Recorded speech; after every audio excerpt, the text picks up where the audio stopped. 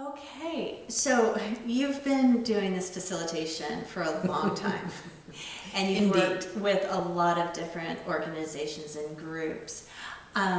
Do you find that there is a fair amount of resistance when you're facilitating the language of work process?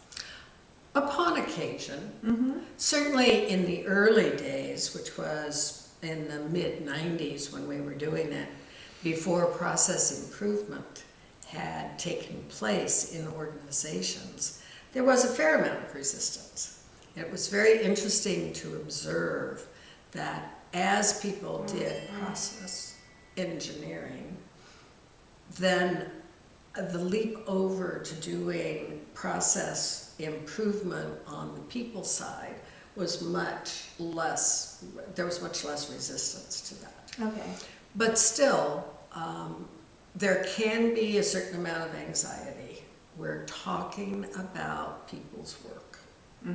And with as many changes and as many ways that corporations are acting these days, there are, or can be, a tendency to have a lot of anxiety. And one way that people do handle that is to over-prepare. I am going to list every single thing that I've ever done, and those people are going to understand that I'm really good. The thing about the language of work is that the data about the answers to the questions paint such a picture that lay people, bosses, even CEOs can very quickly tell the difference between a fairly routine job and a complex job. And one does not have to conflate one's activities or deliverables for that to be conveyed. So some people over-prepare, and we just suggest that their preparation serves as good input to the formula. And if they want to check on something, they can, but they find very quickly in the session that they do know it, and they know it in their heads. Sometimes, as in any group, some people don't want to talk. And I tend to let them choose not to talk, but also explain the consequences. On rare occasions, I have called a break to check with the client because there might be some kind of agenda or game going on. And it may need to be stopped, snipped in the bud, if you will.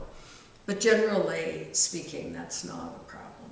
And the third way that people sometimes resist is that they want to tell you how they do their work, not how you want them to answer it.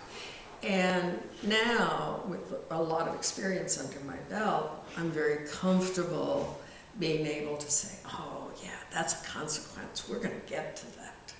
Or, oh, right, that's a condition and one of the rules, and you really need to pay attention to it.